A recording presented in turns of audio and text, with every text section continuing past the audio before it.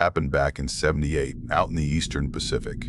I was just a young guy on the USS Stein. Thought it'd be another quiet run. The ocean was flat, sky calm, nothing weird. Then sonar started picking up something deep, moving slow, like it was watching us. We all joked, until the ship shuddered one night. You ever wonder what's really down there? So before we continue, please make sure to like and subscribe to support the channel, and comment down below where you're watching from. Thanks. Name's Carter Doyle.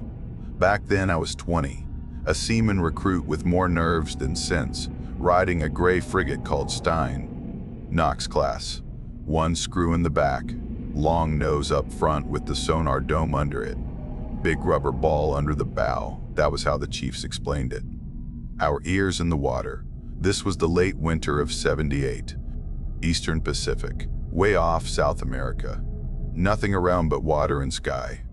Cool nights, soft days. I remember the daily noise first. Reveille over the loudspeaker. That harsh boatswain voice yelling us awake. Metal bunks rattling. Smell of coffee and powdered eggs drifting down the passageway. I would pull on dungarees, bang my head on the rack above, swear under my breath, then go to the mess line with the rest of the zombies. Trays sliding, cooks slapping food down. Guys bullshitting about home, cars, women, anything with the miles of empty ocean around us. Petty Officer Marco Ramirez held court in there. Late 30s, thick mustache, eyes that had seen way too much. He had this easy grin for the young guys, and a way of talking that turned any bullshit into a sea story. He would tap my tray. "Eat up, Doyle. Ocean's watching, you don't want to look weak." I would roll my eyes. "Sure, petty officer, I'll make the sea proud." He would laugh loud. "You have no idea, Boot. The ship's day rolled in neat blocks. Everything watch, chow, sleep. On bridge watch there was the captain, Commander Alan Reeves. Early 40s, hair already going gray at the temples, face that never let much out, calm voice. Hands always on the rails or folded behind his back. We called him Skipper, never to his face. He did everything by the book. You could feel it. His orders always sounded like they came straight from a manual. But he wasn't a robot. Now and then I saw him at the bridge wing just staring at the open water, shoulders a little slumped, like the calm got to him too. He had done time in Vietnam, coastal patrols, brown water stuff. Some of the older guys had served under him there. They said he never raised his voice, even when rounds were cracking past. Just gave orders and kept it tight. Below us, in the dark little cave of sonar, there was Lieutenant Susan Hale. Late 20s, dark hair always pulled back tight. Sharp eyes that missed nothing. She ran that room. The gear, the operators, the logs. It was her kingdom. She spoke in this straight, quiet way that made you sit up, even if she was younger than half the men under her. Some of the old salts gave her crap behind her back. College girl, token skirt. Not to her face though, she knew her job. She had to be twice as sharp to stand where she stood, and she knew it. She kept a small notebook in her pocket. Brown cover, tape on the spine. She wrote in it after almost every watch. Weird echoes, strange contacts. Anything that didn't sit right. Chief Engineer Tom Delaney owned the guts of the ship. Mid-40s, big frame going soft, back that always hurt. He swore at everything. Men, valves, God, his own spine. He loved his spaces though. I saw it. He walked those engine rooms like a farmer on his own land. Knew every leak, every rattle. If a pump coughed wrong, he would feel it in his bad back. My world as a new kid was simple. Clean, carry, stand watch, try not to screw up.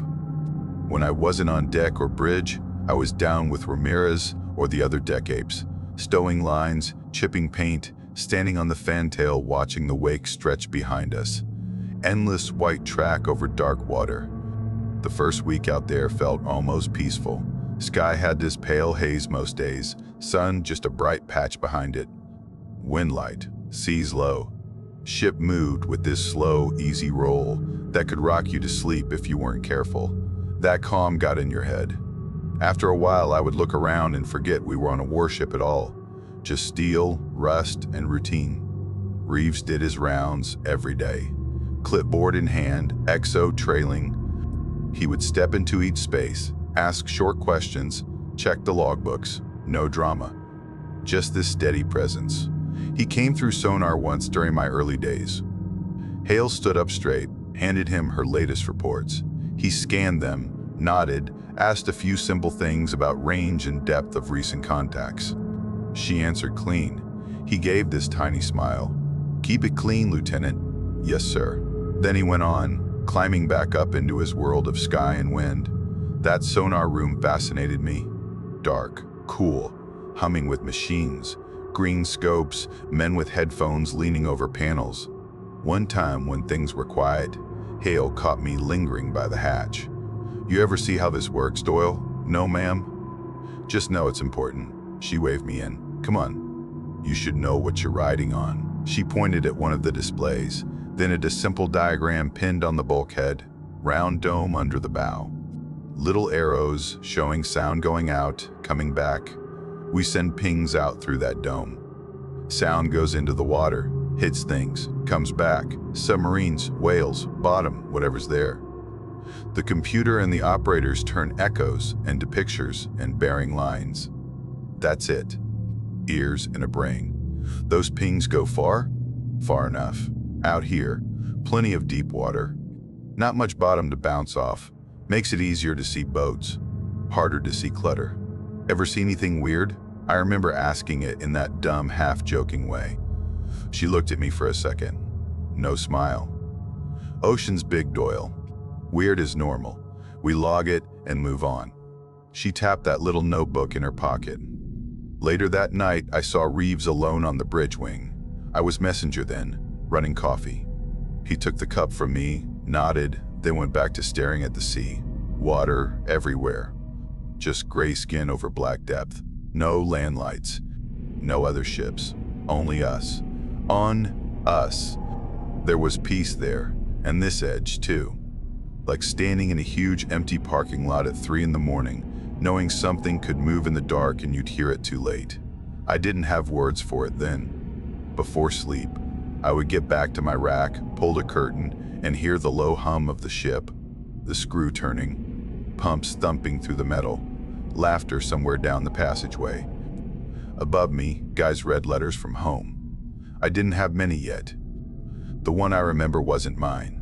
It was the skipper's. One night I was taking trash past his cabin. Door was cracked. I saw him sitting on his bunk, shirt off, glasses on, reading a worn letter, edges soft from being folded too many times. He didn't see me. I moved on, but that aimant stuck. Captain of the ship, alone with one piece of paper, same as the rest of us. Normal stuff, normal life. Out on deck, Ramirez kept me entertained and scared in equal measure. We were chipping rust near the bow when he started in. "You know what's under us, Doyle. Water, petty officer. Real funny. You ever hear of Kraken? Big squid from old stories, right?" He nodded. Old sailors talked about things that grab hulls, wrap right around them. Some of that was rum, some wasn't. Out here, you get things no one's written up yet. Long time ago, a ship had its sonar dome chewed up. Not rocks. Something alive. Left marks and everything. "Sure," I said. "And mermaids on the screws." He grinned. "Laugh it up. Ocean's deeper than your imagination, Boot. Sometimes it looks back." He meant it as a joke. Crew around us laughed, but he held my gaze half a beat too long. There was something in his eyes. That night, last thing before we secured from drills, Hale ran a simple test pattern on sonar. Routine stuff. I was in there delivering messages. The pings went out. That steady rhythm you start to feel in your teeth after a while. On one scope, for a heartbeat, something extra showed up. A tiny blip below the usual range. Deeper than we normally bothered with. Hale leaned in, adjusted gain. It was gone. "Glitch?" I asked. "Probably." She marked the time in her notebook. Noise. Then she shrugged and moved on. Systems checked out green. No alarms. Everyone went back to their business. But I remember how that little blip felt. Just a dot far below where nothing should be. Then nothing at all. We slept. Ship pushed on through calm water. Nobody thought much of it. Not then. Not then. The change came slow. First thing I noticed was the surface. One morning, it just went flat. Almost no swell. Ocean looked smooth, dull, stretched tight. Not glass, not pretty, just wrong. Wind dropped. Flags out on the mast hung limp. Sky turned this washed out white. Sun there, but not sharp. Chief Delaney came up from his hot steel cave to smoke and complain. He took one drag, looked out over the rail, and spat. "Don't trust this crap," he said. "What's wrong with calm?" I asked. He grimaced and rubbed his lower back. "See, that quiet means something's brewing. Storm, current, I don't care. Ocean's never still for free." Down in sonar, Hale started getting odd things on the screen. Little strong returns way deeper than any sub would want to be, but not on the bottom either. They'd flash up for a second, then vanish before anyone could get a clean track. The patterns for whales didn't match either. Whales come in groups, curves, and arcs the old-timers knew by heart. These were different. Short, sharp, gone. Hale pulled panels, checked cables, wiped down contacts, swore at dust, ran internal tests. Everything came back normal. "Equipment noise," she told Reeves on the daily brief. Probably. But she wrote everyone down in her book. Time, bearing, depth. Short notes in small, neat script. Around that same time, I stood on deck during a smoke break and saw a fish drift past. Just one. Belly up. Gray scales. Gone dull. It was close enough I could see the side clear. Row of round marks ran along it. Even circles, raised edges. They looked like scars from suction cups. "Ramirez," I called. "What the hell is that?" He looked over, squinted. His face went quiet for once. "Could be from nets," he said after a moment. "Lots of junk out here. Doesn't look like nets." He shrugged. "Fish die. Tide chews them up, detrees them up. One Nuss offer says, never say is detrees. Don't read too much into it, kid." He walked off before I could argue. That was weird. Ramirez never walked away from a chance to talk. Later that day, I was on the fantail watching the wake. For a moment, the water back there started to bubble. Not whitecaps, just a patch where the surface rolled and frothed as if something big shoved water up from below. It lasted maybe 3 seconds. Then smooth again. We weren't changing speed. No screws near us. I asked the aft lookout if he saw it. He shook his head. Probably just gas or something. Gas from what? He didn't answer. We started getting seabirds we hadn't seen before. They came in low, rode the air along the mast and over the bow, wheeled behind us. Then one afternoon, they all turned away at once. Whole little flock. No loud noise, no flare, nothing. They just broke off and climbed back towards some spot over the horizon. It left the ship feeling bare. That night during evening chow, Ramirez told another story. We were crammed around a table with lukewarm food and hot coffee, rain tapping the superstructure. "You kids ever hear about sonar domes getting torn up?" He started. A couple guys groaned. "Here we go." He smiled, but it didn't reach his eyes. Ship in the Pacific years back. Came in complaining the sonar went to crap. In dry dock, they saw the whole dome skin shredded. Big tears. And in the cuts, they found little hard bits. Hooks. Hooks. Not from nets. Not metal. Not metal. Bone. Navy eggheads said squid. Not the kind in your calamari either. "So, a big squid hit them," I said. "Ocean's got squid. Big deal." He leaned close. They said the hooks were bigger than anything they had on record. Every cut had one at the bottom, like claws. Monster grabs the nose of the ship, realizes it's not food, lets go, leaves its fingernails behind.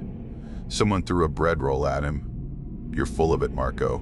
He laughed and raised his hands. Maybe. Maybe it was a rock with teeth. Who knows? The table laughed, but I felt the way the others glanced toward the forward bulkhead, toward where our own dome rode under the waves.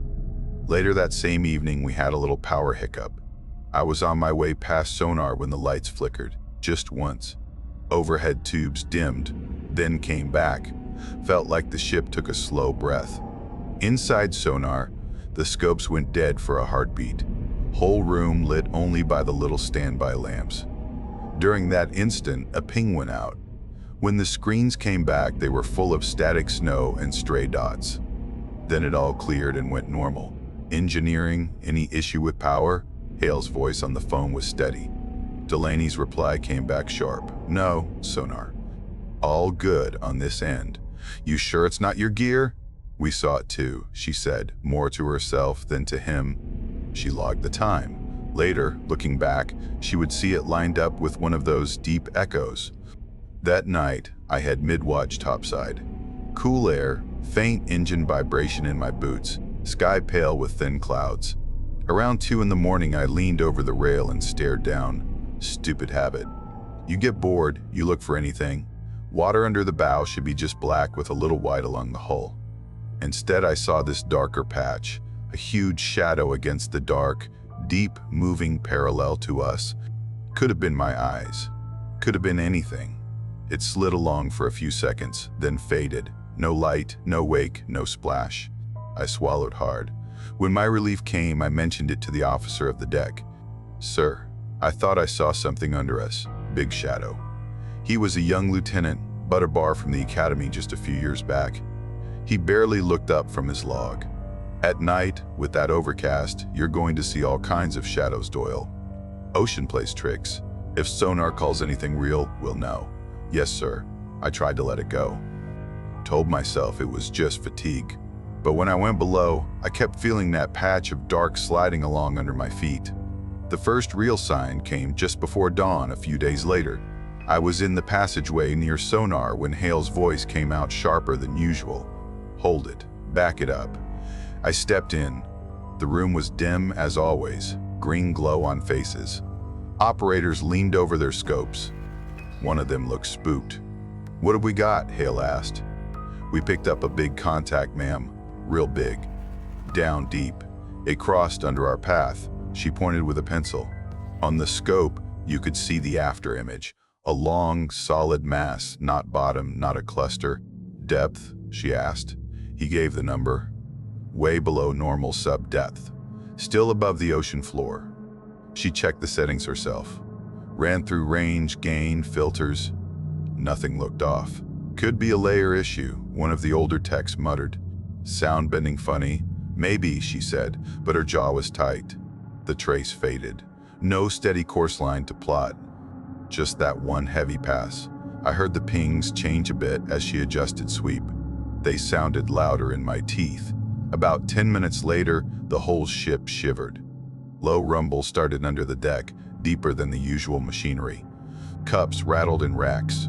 My teeth buzzed. Some guys said it felt like standing next to a giant speaker. Then there was a sudden thud under the bow. Whole ship jumped. Sleeping men cursed and sat up, racks banging. The overhead creaked. A few alarms chirped, then went silent. What the hell was that? Someone yelled down the passageway. Forward, in the lower compartments, one of the little freshwater pipes split at a seam. Fine spray at first, then more. Delaney's boys were on it fast, clamping, wrenching, cussing. Up on the bridge, Reeves came out of his cabin already pulling on his jacket. He was calm, but his movements were quicker than usual. Report, he said as he stepped in. No surface contacts on radar, Captain, the watch said. Sea state calm. No known shoals in this area. Navigation? He asked. Plotter answered. We were in deep water, charts clean. No seamounts, no rocks. What about sonar? Reeves called over the phone, hand over one ear. Hale answered. We just had a large contact cross under us, Captain. Deeper than any sub, no steady track. Could have been a big whale, but signal was stronger than I'd expect. Any chance we hit something solid? Not from what I saw, sir. Bottom is well below us. Delaney called from the bow spaces. We got a small leak forward, Captain. Pipe cracked. I'm fixing it. But it felt like something hit us and dragged for a second. That's how it came through the hole. Dragged, Reeves repeated. Yes, sir. Not a clean slam. Like a sweep. The captain stared out over the bow. The sea looked innocent as ever. He sent word to check all forward compartments. No major flooding. Hull integrity appeared fine. Later that morning, they reviewed footage from one of the small underwater cameras mounted near the bow. The quality wasn't great. Grainy, washed, little bits of marine snow drifting by. During the time of the impact, the tape showed a pale curve sliding close past the lens. Not clean, not a full shape. Just a section of something big, out of focus. On that lighter patch, if you looked hard, you could make out rows of round shapes. Suckers. That was the word floating in my head. One of the officers squinted. Could be just torn rubber from the dome skin, he said. Or light distortion. Maybe, Reeves said. His tone stayed neutral. Make sure this clip is archived. Label it. Don't tape over it. That got my attention. Usually odd footage disappeared under more important tasks. The fact he wanted it saved told me he wasn't brushing this off, no matter what his face said. In the mess later, the talk shifted. Guys still joked, but now the laughs were shorter. Some swore it was a big whale. Others said we probably hit some kind of container drifting half submerged. Ramirez just listened. He smoked more than usual. When I brought up his old Kraken story, he shook his head. Don't start mixing fairy tales with real work, Doyle, he said. But you said. I said a lot of crap. Let the officers figure this out. That was not the answer I expected from him. That night, after most lights were out and the movie was done, Hale went back to sonar for a quiet look. I knew because I ended up as the runner bringing her a mug of coffee. How bad was the hit, ma'am? I asked. Dome readings are a little off, she said. Might be damage. We'll know more when we get checked in port.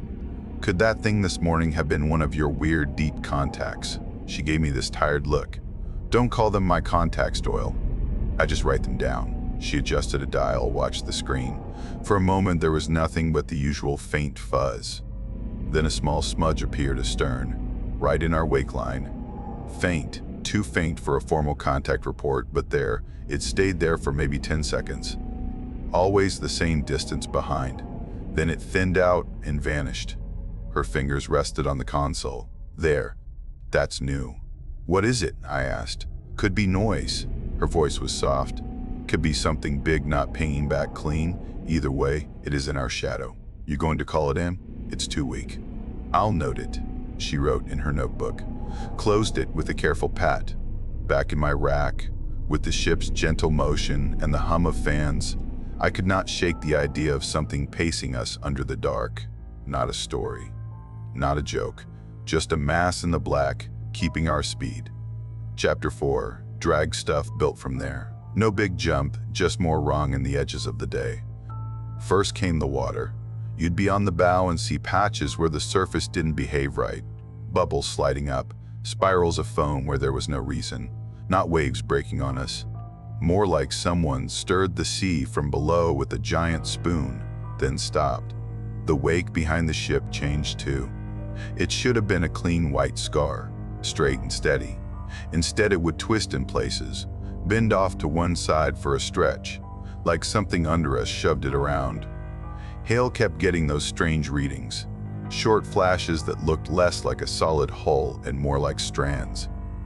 Multiple thin returns at slightly different depths, clustered together, then gone.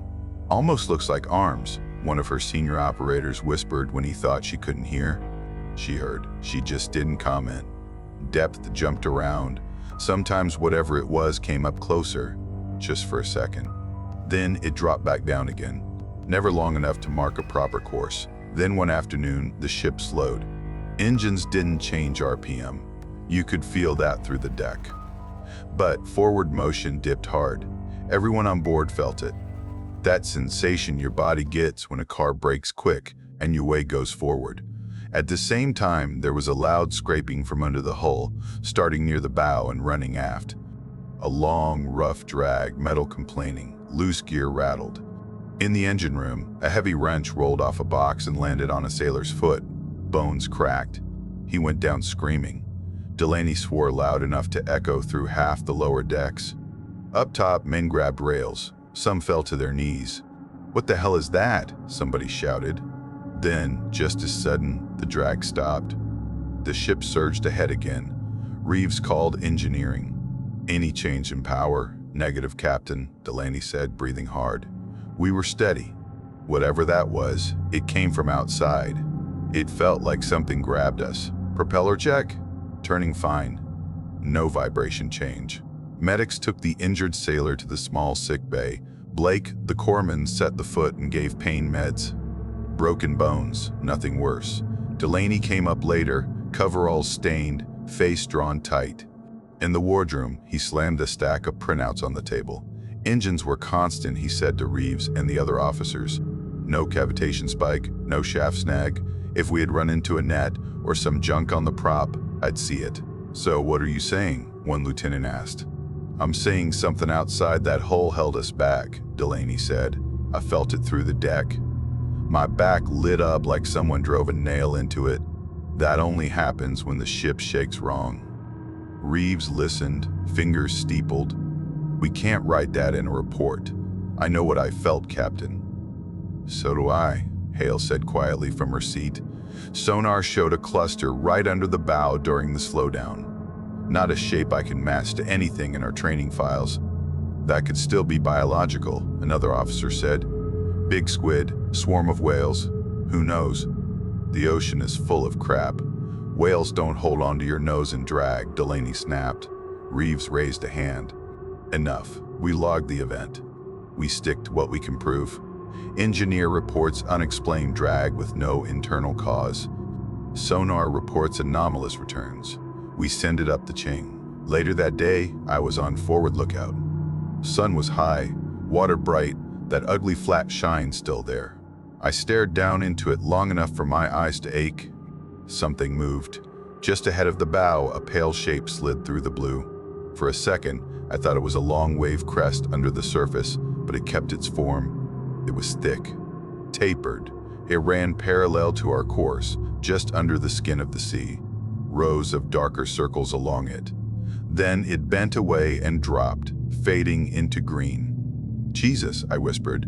Ramirez was near, coiling line. He saw my face. What did you see? He asked. I pointed. Something under us. Long. I saw marks on it. Suckers, maybe. He came to the rail, stared hard. Nothing there now but churn. He lit a cigarette with hands just a bit less steady than usual. Could have been a ray, he said. Could have been your imagination. Don't go shouting to everyone you saw a monster arm. You believe me, though, I said. He blew smoke out slow. Not my job to believe or not. My job is to keep you from freaking out and going over the side. Reeves sent a detailed message up the line after that second drag. All incidents so far. Odd sonar. Impacts. No charted hazards. Minor hull concerns. The reply came hours later. Tight language. They told him to monitor, maintain course, and continue mission. No diversion yet. No extra orders. He crumpled the message tape just a little before putting it in the folder.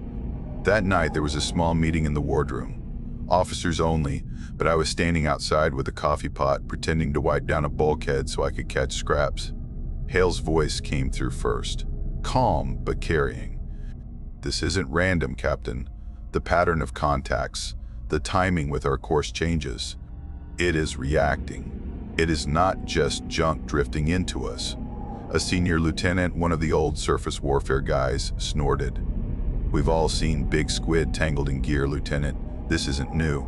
Squid that big don't hang around and follow a steel ship for days, she said. And they don't match speed and depth like that. We don't know what they do, he said. We've seen enough weird whales and fish. You want me to send a message saying we're being stalked by a sea monster?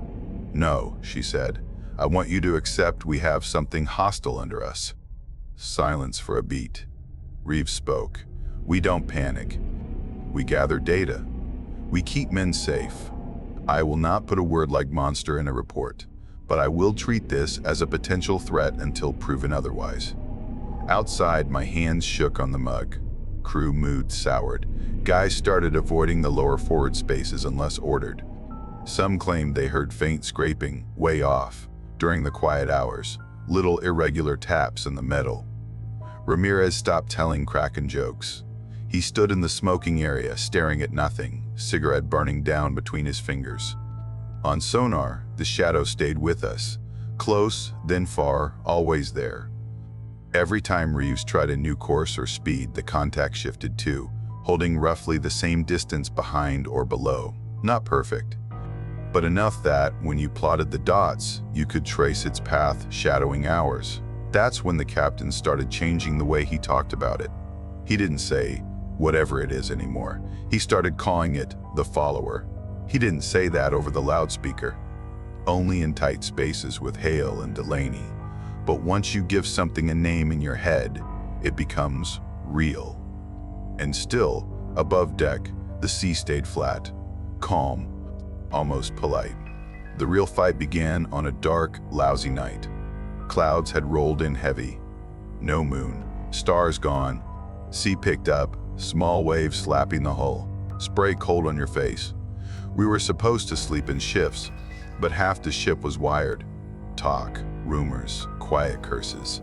Everyone felt that pressure, like waiting for a storm that wouldn't break. Down in sonar, the air was stale with coffee and sweat. Hale stood behind her operators, eyes on the scopes. "Contact," one of them said suddenly. His voice was tight. On the display, the mast that had been hanging off our stern changed behavior. It moved from behind to directly under the bow. Depth numbers started dropping fast. "It's rising," he said. "How fast?" Hale asked. He told her. "Fast enough." She grabbed the sound-powered phone. "Bridge, sonar. We have a large contact under the bow, closing vertical fast." Up top, Reeves stepped to the center of the bridge. Rain hissed against the glass. "Helm, steady as she goes," he said. No wild turns. That could have split the prop or rolled us with no room. The next moment, the ship slammed. It started with a heavy thump under the sonar dome. The deck jerked. Men hit bulkheads. Someone cried out as he bounced off a console. Then a deeper push came, lifting the bow a hair, then dragging it down. The whole forward section shuddered. Alarms chirped. Horns blared. Somewhere a panel sparked. I was thrown against the chart table, knocked the wind out of me. "Damage control teams to forward spaces," came the call over the net. Voices overlapped, talking about leaks, structural checks. On deck, searchlights snapped on. Beams stabbed into the darkness over the starboard and port sides, cutting through rain. What they showed is burned into me worse than any photo. On the starboard side, starting just above the waterline, a huge pale limb slid upward along the hull plating. Flesh, not metal. Thick as a truck, maybe more. Skin a sick white with darker blotches. Rows of big circular suckers ran along it, each one wide as a human head. Some had dark rings around them, almost black bruises. Others looked torn, scars inside the circles. The limb bent and flexed slow, then faster, gripping. Suckers slapped onto steel with wet thuds. Each one left a round mark on the paint as it moved. Some marks already had little scratches inside, as if whatever hooks were in there scraped the surface. Another arm, maybe from the same thing, lashed out of the water and smacked against the hull amidships. Spray came up in a sheet, drenching the sailors on deck. For a second, nobody moved. Then training and panic both kicked in. "Get back from the rails!" someone screamed. A couple of the more gung-ho guys snapped rifles up and started firing down into the moving flesh. Muzzle flashes lit the rain. Bullets hit, little dark spots appearing on the pale surface. I could not tell if it mattered. Machine guns on mounts rattled to life, raking the water. You could see bullets hitting, kicking up little puffs along the tentacle. No real reaction. The thing just kept gripping and sliding. I nearly went over the side. I had stumbled out onto the weather deck with the rest, half of me acting, half of me just pulled by the noise. The ship tilted as the bow got dragged to starboard. Rain hit my face, mixed with salt spray. Metal under my boots, slick. The ship lurched. My feet went out from under me. I slid into the lifeline, grabbed it, fingers burning. Another wave came up and over, driven by something under the water, bigger than the swell. It washed my legs out over the side. For a heartbeat, I hung there, weight on my arms, water trying to peel me away. A hand grabbed my belt and yanked me back.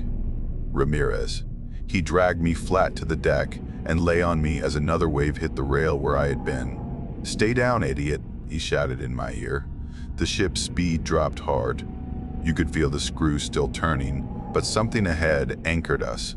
"Engines ahead full," Reeves yelled to engineering. "We're already there, Captain," Delaney shouted back through the calm voice ragged.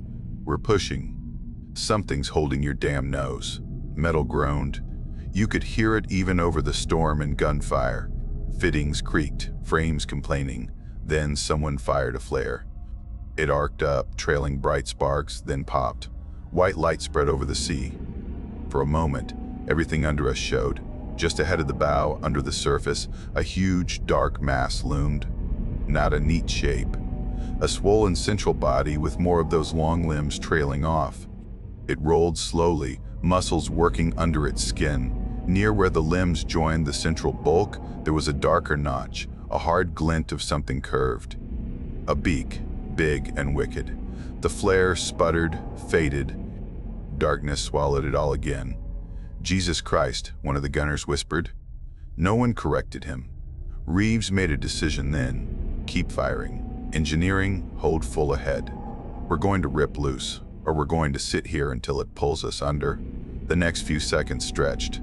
The ship shook so hard my teeth ached. You could feel the hull flex.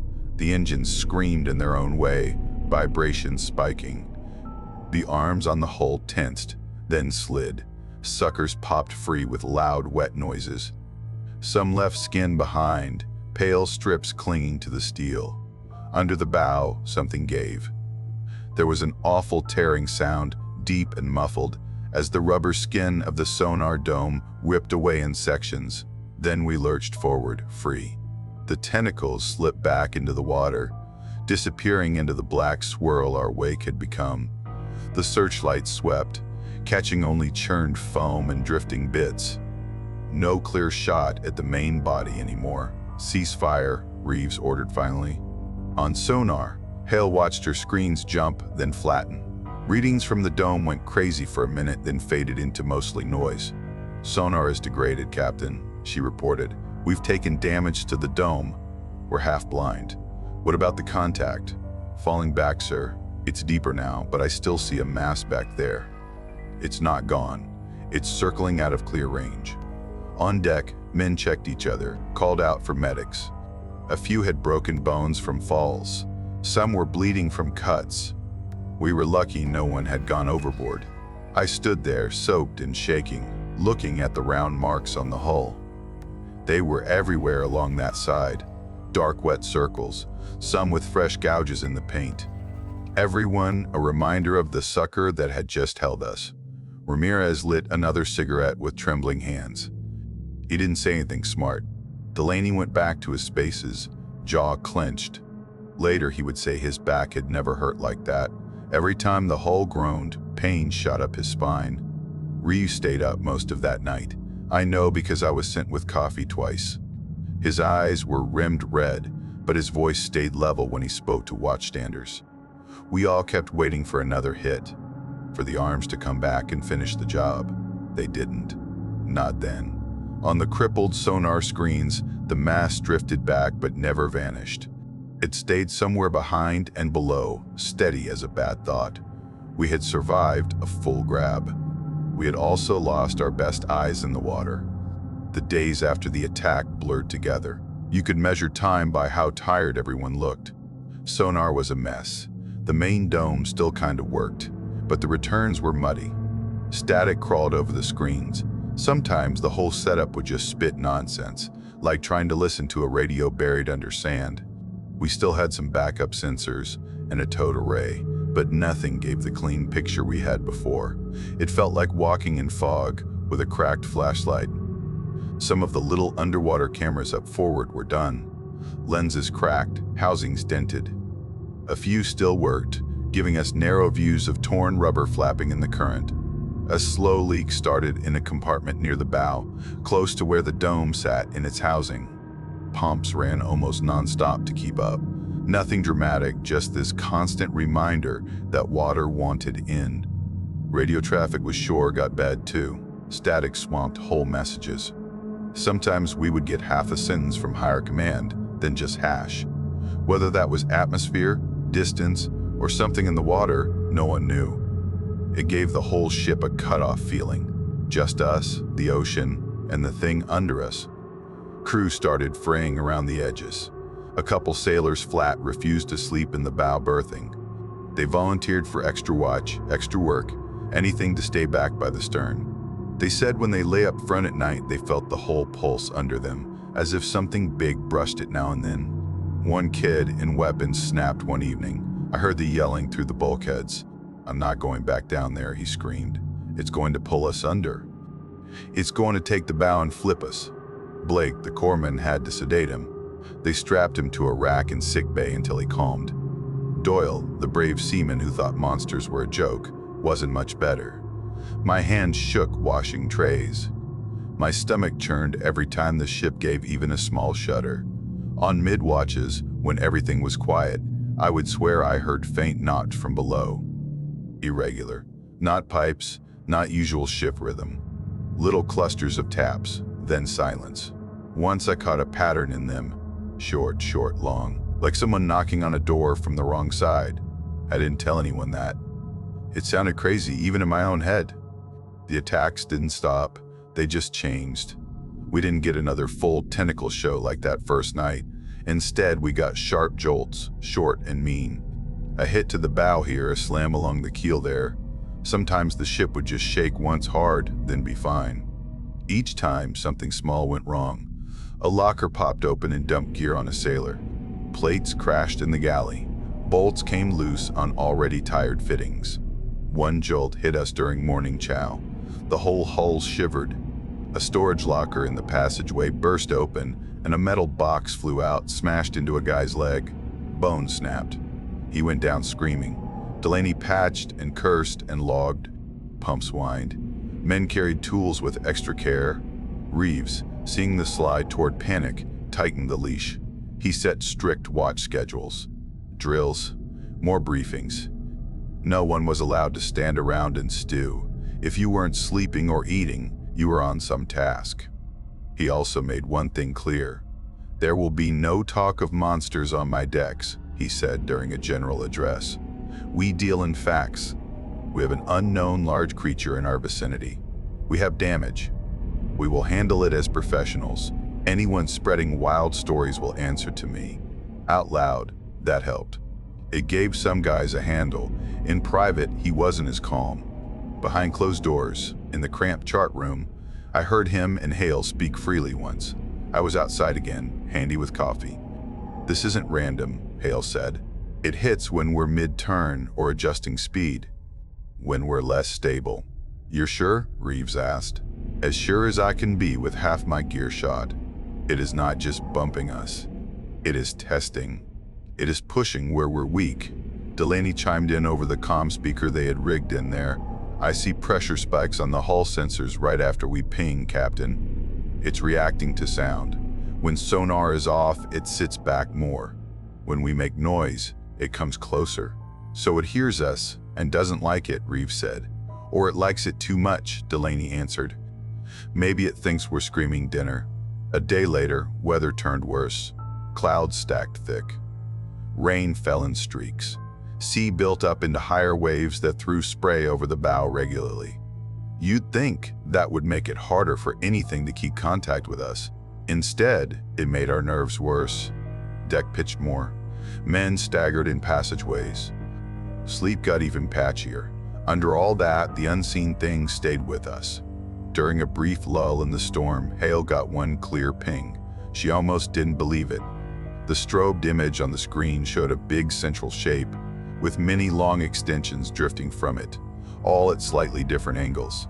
Not a sharp photo, nothing you could put on a science slide, but better than anything yet. "It's closer than ever," she told Reeves, "ahead and just below. If we keep on this course, it is right in front of us." He frowned over the plot. "We can't outrun it like this forever." "No, sir," she said. "We're taking damage slower than before, but we're losing ground. We're burning fuel. If this keeps up, we won't make port in decent shape." He looked older in that moment, lines deeper at his mouth. He rubbed at his eyes, then straightened.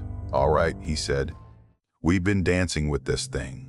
Time to figure a way to break it off." He didn't tell the crew that yet. To us, it just felt like the ship kept grinding forward through bad weather and worse water, with something big and patient staying just out of clear sight. The hunts I'd heard of growing up were simple. Man against animal. You see it. You shoot it. Or it gets you. This was different. We never saw more than pieces and shadows. It didn't roar, didn't cry. It just pressed and probed and waited. In some ways, that was worse. The hit that forced the final move came early morning, sky the color of dirty steel. Another heavy jolt under the bow, but this time there was a tearing sound and a rush of water that felt different. Damage call went out. Forward compartment taking on water near the dome housing. Men were in there checking valves when it happened. They barely squeezed out past the watertight door before it slammed. By the time Delaney got there, water level inside that space had already climbed. He checked the edges, cursed, and ordered pumps maxed. That section stayed sealed. The ship's nose rode lower after that, just a bit. Enough for everyone who knew ships to feel it. "We're slower," he reported to Reeves. "We can manage, but we're heavy up front now. This keeps up, we will have a real problem." Reeves stared at the chart, then at the mess of sonar prints on the table. Behind him, Hale flipped through her notebook full of weird contacts, marks, times, and bearings. "This thing is going to keep at us until it tears more open," she said. "Or until we stop. We are not stopping in deep water with that under us," Delaney snapped over the line. "I know," she said. Reeves nodded once, decision forming. "All right," he said quietly. "We can't kill it. We can't see enough to trap it. So we make it want something else more than it wants us." He looked at Hale. Sound drew it in. "Can we build something loud enough to interest it more than the dome?" She thought for a second. "We have spare underwater noisemakers, sir. Training gear. We use them for range exercises sometimes. They can imitate our ping pattern if we tweak the settings. How close? Not perfect, but close enough to confuse a creature that only knows we heard its head," Delaney cut in. "We can rig one on a line off the stern or throw it over and cut it loose. Either way, it will sit behind us and make racket." Reeves tapped the table. "Plan is simple. We run our usual ping pattern a bit hotter, pull it in. Then we drop this decoy behind us, crank it up, and cut it free. While it focuses on the noise, we run the other way, make best speed for shallower water." "Assuming it goes for the decoy," someone muttered. "Assuming we do nothing, we sink," Reeves shot back. "I'll take the bet." No one argued again. They briefed just the people who needed to know. Rest of the crew got orders. Prepare for possible sharp maneuvers, secure gear, keep clear of the stern deck when told. I ended up helping Hale and another tech in sonar. We had the small device on a bench, panel off. It was a simple thing, metal case, wiring, a transducer. Nothing fancy. Hale wired it into a control lead that would run through the hull out the stern. She set the sound pattern to match our standard ping timing as close as the gear allowed, then boosted amplitude. "This will be rough on anything near it," she said, "including us if we're too close." "Worth it," I said, because saying anything else would have made my knees worse. On deck, Delaney and a few deck guys rigged the cable. Heavy gloves on, lines ready. The gear would go over the stern on a weighted tether long enough to keep it well behind our wake. Then, once it got the creature's attention, they would cut the line with a quick release and leave it floating. Weather made it harder. Rain spit down. Wind pushed at us. Deck slick. We were almost ready when the ship lurched again. This time the hit came on the bow and along the starboard side in one move. Not a full-on grab, more like a shove and slide. The whole frigate tilted. Men grabbed anything bolted down. Loose gear skidded. Then the real grip came. Tentacles wrapped around the forward section again, more of them this time. You could feel the bow being squeezed. The ship's nose dipped, water washing over the forecastle. "Forward report," Reeves barked. Voices came back, strained. No major flooding beyond the sealed compartment, but some outer fittings bent. On deck near the bow, waves slammed higher as the body under us shifted. A sailor on the forecastle scrambled to grab a tie-down. Water washed his feet out from under him, started to drag him toward the rail. Another guy dove and caught his leg. They both slammed into the metal, narrowly avoiding going over. I was back near sonar when the call came down. "Get that decoy ready now," Reeves said. "We may not get a second chance." Hale nodded, eyes hard. "Doyle, you and Travis on the control. On my word, you start the pattern. Don't stop until I say." In the engine spaces, Delaney took charge of the release team. He hauled himself up the ladder to the stern, back protesting every step. "The rest of you pumpkins stay clear," he yelled to any extra hands. You, and you, with me. We dump this thing, and then we pray." Out on the fantail, waves smashed against the transom, spray blowing over. The line with the decoy hung ready, hooked to the release. The ship shuddered again as the creature's weight played with the bow. You could feel the stern lift slightly, then drop, whole hull flexing. "You ever see anything like this, Chief?" one young sailor yelled over the wind. "No," Delaney growled. "And I don't want to again." "Sonar, stand by," Reeves called. Hale looked at me. "When I say now, hit that switch." No hesitating. My fingers were slick with sweat. I wiped them on my pants and wrapped them around the toggle. The darkness of the storm pressed outside. Inside, only the dull glow of consoles. "Now," Reeves ordered. Hale chopped her hand down. I threw the switch. The decoy came alive. We couldn't hear it directly in air, but the whole hull vibrated with a new rhythm. Strong pulses through the steel. It wasn't the clean ping of our main sonar. It was cruder, thicker but loud in its own way. "Pattern is matching," Hale said, watching the readout. "It's broadcasting. Chief, drop it." On the stern, Delaney signaled his men. Together they heaved the device over the rail. Line whistled out, running through their gloved hands. The weight on the end took it down and back. "Line paid out," he shouted. "It's trailing." For a moment, nothing changed. The ship still tilted forward. Alarms still beeped. Men still swore. In sonar, the damaged screens showed only fuzz. Then, one of the backup sensors caught something. "Mass is shifting," Hale yelled. "It's moving from ahead to aft. Fast." Up top, you could feel the easing. The grip on the bow loosened. The tilt lessened. Sudden lurch as our own engines bit harder into freer water. "Release the line," Reeves ordered. On the stern, Delaney hauled the quick-release lever. The tension snapped free. The line whipped back, dead in his hands. The decoy was now just a metal box in open water, pounding out sound that screamed through the deep. "Contact is moving away," Hale said. "Astern now. It's dropping depth, then rising. It's around the decoy." There was a new rumble through the hull. Not like our machinery. Deeper. The kind of vibration you feel in your bones more than your ears. Behind us, waves jumped and twisted as something huge thrashed near the surface. Lights on the stern caught only spray and shadow. "Helm, best speed ahead," Reeves commanded. New course. "Bring us towards shallower water." "Now." "Best speed, aye," the helmsman said, voice shaking but clear. The engines pushed. The ship strained, but she moved. Each second that passed put more distance between us and the chaos behind. Sonar, half blind as it was, showed the blur of the mass around the decoy for several long minutes. Then the gear started to fail entirely, overwhelmed by noise and damage. "Losing picture," Hale said, "but I don't see it gaining on us." "Not yet." We kept going. No one breathed normal until hours later, when no more jolts came. No more arms scraped the hull. The storm hung on, but the hits stopped. Back in my rack, clothes still damp, muscles aching, I stared at the overhead and listened. I heard only the familiar hum of engines and pumps. No odd knocks, no new scrapes. Did the creature tear that decoy apart? Did it get bored and go back to its deep? I don't know. No one does. All I know is that from that point on, whatever had been following us did not come close again.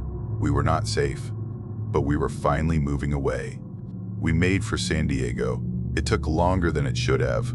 We were bow heavy, tired, and half blind, but the ocean let us come in.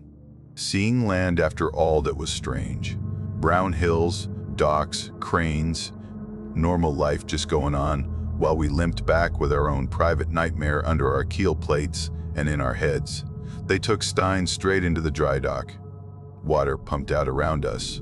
The ship slowly settled on blocks. For the first time since we left, we could see what the ocean had done to our underside.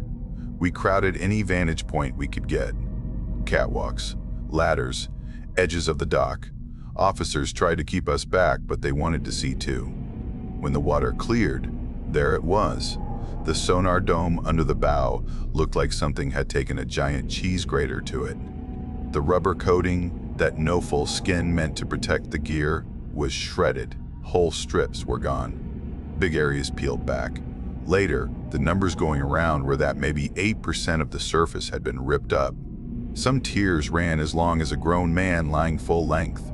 Inside almost every cut, at the deepest part, were little hard pieces stuck in the torn rubber. Curved, sharp, yellowish. Claws. Hooks, whatever you want to call them. Up close, they looked like thick fingernails bent into a curve, each rooted in what had once been a sucker ring. The biology folks who came down called them tentacle hooks. Same sort of thing found on some squid species, just much larger. That's the part that sticks with me. The dome wasn't just scratched by something brushing past. It was clawed by something that held on and tore. We watched teams in white coats and coveralls pluck those hooks out with pliers and careful fingers. They put them in labeled containers, took photos, measured angles and depths. They didn't invite us into those meetings, but word leaked. Engineers said the pattern of damage didn't match any known rocks, nets, or man-made junk. The hooks matched squid anatomy and general shape, but the size was off the charts. Someone said one of the biologists went pale when he saw the measurements. If this came from a squid, he said, it was bigger than any we have on record. Officially, they stayed vague. We were called in by division and briefed. The story was simple. The Stein had suffered equipment damage from contact with a large, unknown sea creature, probably some kind of giant squid. There would be no dramatic write-ups, no talk of attacks, just data. The hooks would go to labs. Reports would go into files. We were reminded that many details of operations at sea were not for open discussion, especially not in bars. Reeves signed his name to thick stacks of paper. In his cabin at night, he wrote things in a private journal. I saw him once, pen moving fast, eyes far away. Hale kept copies of what sonar logs she could salvage. She printed out what remained of the recordings of those weird contacts and filed them in a folder marked with a date and nothing else. In her notebook, she added a couple last lines, then closed it for good. Years later, she would still, I am told, wake up at night hearing faint pings in her head. Sometimes, she would swear she felt a shiver under her feet when standing on a pier, as if something huge moved deep below. Delaney went back to babying his engines once the ship was patched. He was proud they had kept turning through all that.